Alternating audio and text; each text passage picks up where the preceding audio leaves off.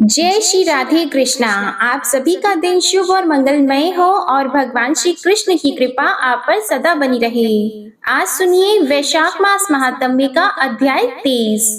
राजा इंद्रद्युम्न ने पूछा, हे द्विजश्रेष्ठ, जन्म से लेकर कुछ काल पहले तक तो आप पुरुषोत्तम क्षेत्र में कभी गए ही नहीं थे, फिर आपने वहाँ के दिव्य वृत्तांत को कैसे जान लिया, यह बताइए। तब विद्यापति ने कहा, राजन, मैं संध्या के समय पुरुषोत्तम तीर्थ में भगवान नीलाचल निवासी विष्णु के पास पहुंचा था। उस समय वहां दिव्य सुगंध युक्त वायु चल रही थी। आकाश मार्ग में देवताओं का सम्मिलित शब्द सुनाई पड़ता था। वहां विश्वावसु नामक शबर मेरा मित्र है। उसने दिव्य उपहार, भोजन और यह माला मुझे प्रदान की थी। कभी मलिन न होने वाली यह बहुमूल्य माला लक्ष्मी तथा राज्य का सुख प्रदान करने वाली है और दरिद्रता एवं पाप का संहार करने वाली है। इसलिए इसे आपके योग्य समझकर मैं यहाँ ले आया हूँ। भगवान विष्णु का वह उत्तम क्षेत्र सब ओर से घने जंगलों में व्याप्त है।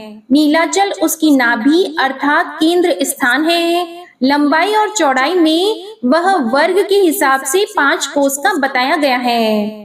तीर्थराज समुद्र के तट पर उसकी स्थिति है और वह सब ओर से सुवर्णमयी बालुका द्वारा आवृत है। पर्वत के शिखर पर एक बहुत ऊंचा वट वृक्ष है जो प्रलय काल में भी स्थिर रहता है। उसकी ऊंचाई 1 कोस की है। वह फूल और फल से रहित तथा पल्लवों से सुशोभित है। सूर्य देव के हटने पर भी उसकी छाया में कोई परिवर्तन नहीं होता।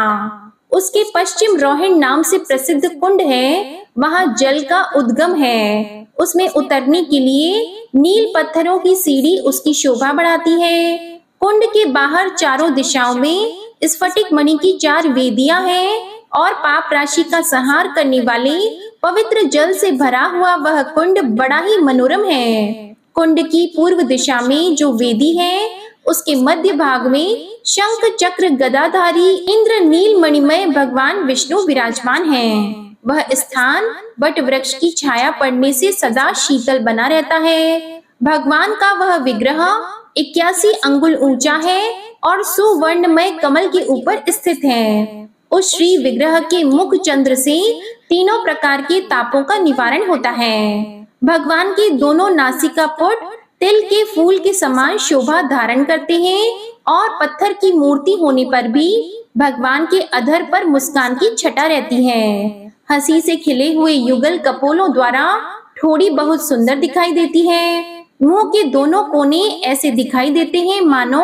और किसी मूर्ति के मुख कोण वैसे कभी बने ही न हो। हास्य युक्त अधर, कपोल, ठोड़ी और मुंह के सुंदर कोने आदि को धारण करने वाले भगवान माधव विश्वकर्मा आदि शिल्पियों के लिए आदर्श बने हुए हैं। मकर आकार कुंडलों से सुशोभित दोनों कानों के द्वारा भगवान का मुख चंद्र गुरु और शुक्र के मध्य भाग में स्थित पूर्ण चंद्र का उपहास कर रहा है। गले के सुंदर आभूषण से शोभाजनक कंठ प्रदेश के द्वारा भगवान अपना दर्शन करने वाले पुरुषों के मन में दक्षिणावर्त शंख से मुक्तामणि के प्रकट होने की आशंका उत्पन्न करते हैं। उनके कंधे मोटे और चौड़े हैं। घुटने तक की लंबी 4 भुजाएं हैं। वक्ष स्थल पर स्वच्छ एवं निर्मल हार शोभा पा रहा है। दिव्य कौस्तुभ मणि में पड़े हुए प्रतिबिंब के रूप में मानो वे 14 भुवनों को धारण करते हैं। गहरे नाभि रूपी सरोवर में प्रविष्ट हुई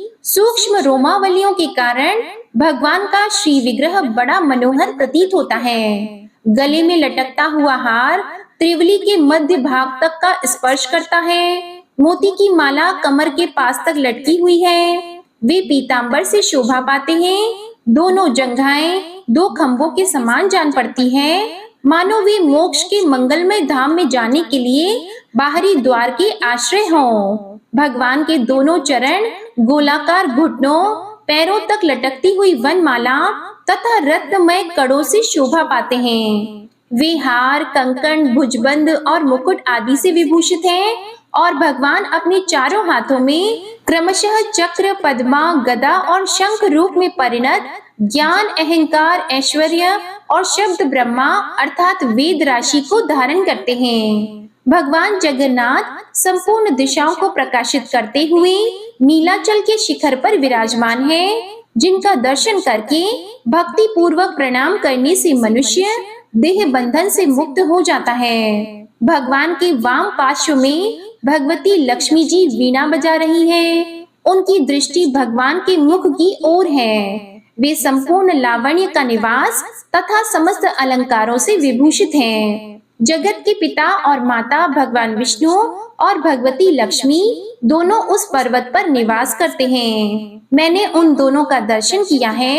वे दोनों मौन भाव से बैठे हुए हैं और अपनी मुस्कुराती हुई दृष्टि से दर्शन करने वाले प्राणी पर कृपा की वर्षा करते हैं। दीनों पर दया करने के कारण मैंने उन्हें चैतन्य रूप ही माना है और उनके पीछे अपने फणों का छत्र लगाए भगवान शेष नाग खड़े हैं और आगे सुदर्शन चक्र को दिव्य शरीर धारण करके खड़े हुए देखा है। सुदर्शन के पीछे गरुड़ जी हाथ जोड़े खड़े हैं। इस प्रकार अद्भुत रूप धारण करने वाले साक्षात लक्ष्मीपति भगवान विष्णु का दर्शन करके मेरा मन बार बार उन्हीं की ओर दौड़ रहा है, मानो कोई इसे रस्सियों में बांधकर अपनी ओर खींच रहा हो। तीर्थ स्थान, तप, दान, देव यज्ञ और व्रतों के द्वारा भी कोई वैसे दिव्य रूप में भगवान का दर्शन नहीं कर सकता।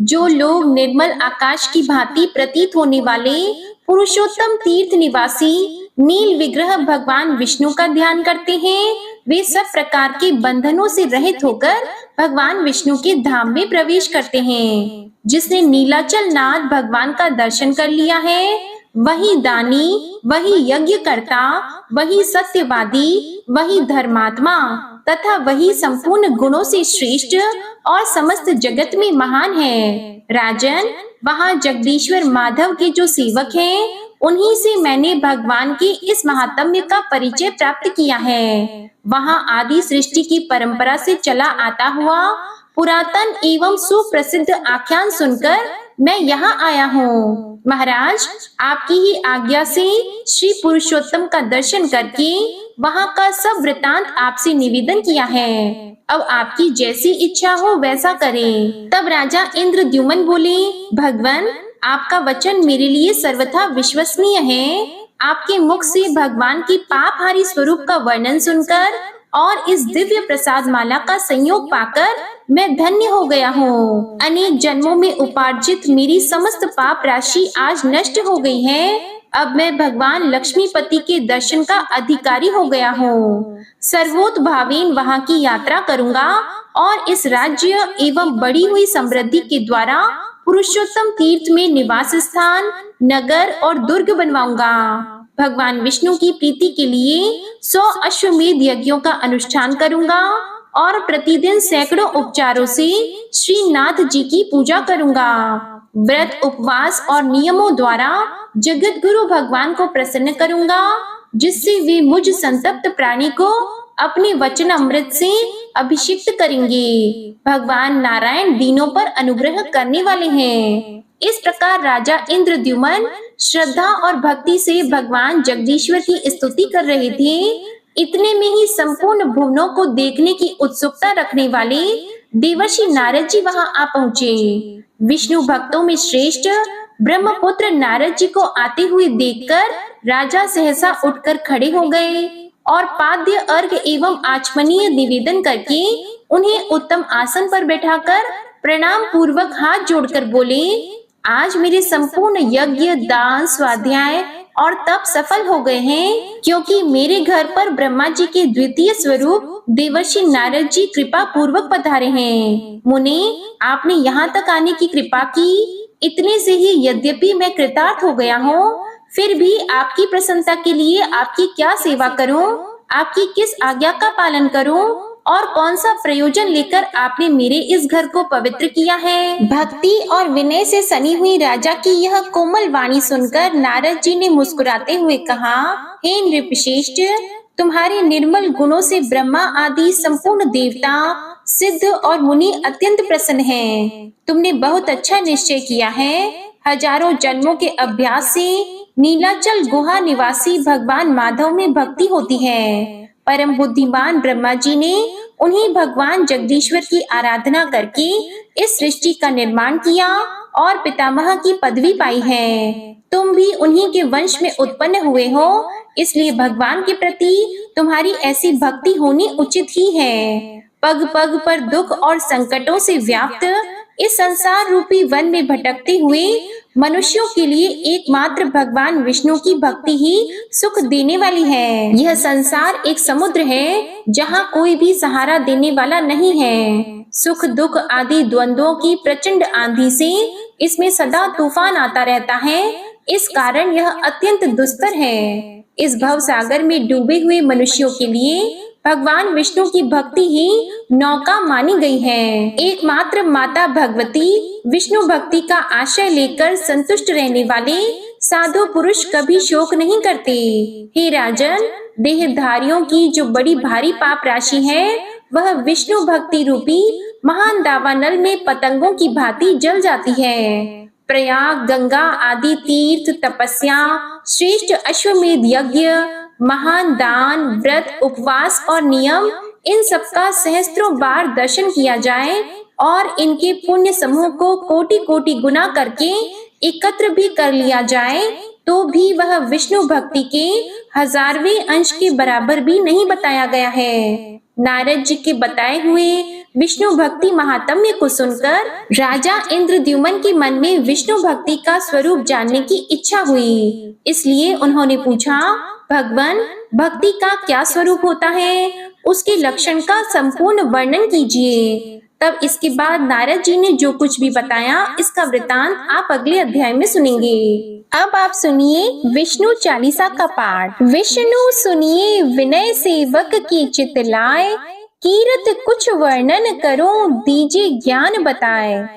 नमो विष्णु भगवान खरारी, कष्ट नशावन अखिल बिहारी। प्रबल जगत में शक्ति तुम्हारी, त्रिभुवन फैल रही उजियारी। सुंदर रूप मनोहर सूरत, सरल स्वभाव मोहनी मूरत। तन पर पीतांबर अति सोहत, बैजंती माला मन मोहत। शंख चक्र कर गदा विराजे, देखत दैत्य असुर दल भाजे। सत्य धर्म मद लोभन गाजे, काम क्रोध मद लोभन छाजे। संत भक्त सज्जन मन रंजन, दनुज असुर दुष्टन दल गंजन। सुख उपजाए कष्ट सब भंजन, दोष मिटाय करत जन सज्जन। पाप काट भव सिंधु उतारण, कष्ट नाश कर भक्त उबारण। करत अनेक रूप प्रभु धारण, केवल आप भक्ति के कारण। धरणी धेनु बन तुम ही पुकारा, तब तुम रूप राम का धारा। भार उतार असुर दल मारा, रावण आदिक को संहारा। आप वराह रूप बनाया, हिरण्याक्ष को मार गिराया। धर्मस्य तन सिंधु बनाया, 14 रत्नन को निकलाया। अमिलख असुरन द्वंद मचाया, रूप मोहिनी आप दिखाया। देवों को अमृत पान कराया, असुरन को छवि से बहलाया। कूर्म रूप धर सिंधु मझाया, मंदराचल गिरि तुरत उठाया। शंकर का तुम फंद छुड़ाया, भस्मासुर को रूप दिखाया। वेदन को जब असुर डुबाया, कर प्रबंध उन्हें ढूंढवाया। मोहित बन कर खल ही नचाया, उस ही कर से भस्म कराया। असुर जलंधर अति बलदाई, शंकर से उनकी लड़ाई। हार पार शिव सकल बनाई, कीन सती से छल खल जाई। सुमिरन कीन तुम्हें शिव रानी, बतलाई सब विपत कहानी। तब तुम बने मुनीश्वर ज्ञानी, वृंदा की सब सुरति भुलानी। देख तीन धनुज शैतानी, वृंदा आए तुम्हें लपटानी। हो स्पर्श धर्म क्षति मानी, हना असुर उर शिव शैतानी। तुमने ध्रुव प्रहलाद उबारे, हिरणाकुश आदिक खल मारे। गणिका और अजामिल तारे, बहुत भक्त भव सिंधु उतारे। हरहु सकल संताप हमारे, कृपा करहु हरि सिरजनहारे। देखहु मैं निज दर्श तुम्हारे, दीप बंधु भक्तन हितकारे। चाहता आपका सेवक दर्शन, करहु दया अपनी मधुसूदन। जानो नहीं योग्य जब पूजन, होय यज्ञ स्तुति अनुमोदन। शील दया संतोष सुलक्षण, विदित नहीं व्रत बोध विलक्षण। करहु आपका किस विधि पूजन, कुमति विलोक होत दुख भीषण। करहु प्रणाम कौन विधि सुमिरन, कौन भांति मैं करहु समर्पण। सुर मुनि करत सदा सेवकाई, हर्षित रहत परम गति पाई। दीन दुखिन पर सदा सहाई, निज जन जान लेव अपनाई। पाप दोष संताप नशाओ, भव बंधन से मुक्त कराओ। सुत संपत्ति दे सुख उपजाओ, निज चरणन का दास बनाओ। निगम सदा ये विनय सुनावे, पढ़े सुने सो जन सुख पावे। श्री विष्णु चालीसा समाप्त होती है। प्रेम से बोलिए भगवान विष्णु और माता लक्ष्मी की जय। आपको आज की कथा पसंद आए तो वीडियो को लाइक कीजिएगा, शेयर कीजिएगा, कमेंट में भगवान श्री लक्ष्मी नारायण जी की जय लिखिएगा और चैनल को भी सब्सक्राइब कीजिएगा। इसी के साथ आज आप हमारे चैनल पर गुरुवार व्रत की कथा भी जरूर सुनिएगा। प्रेम से बोलिए श्री हरि विष्णु जी की जय।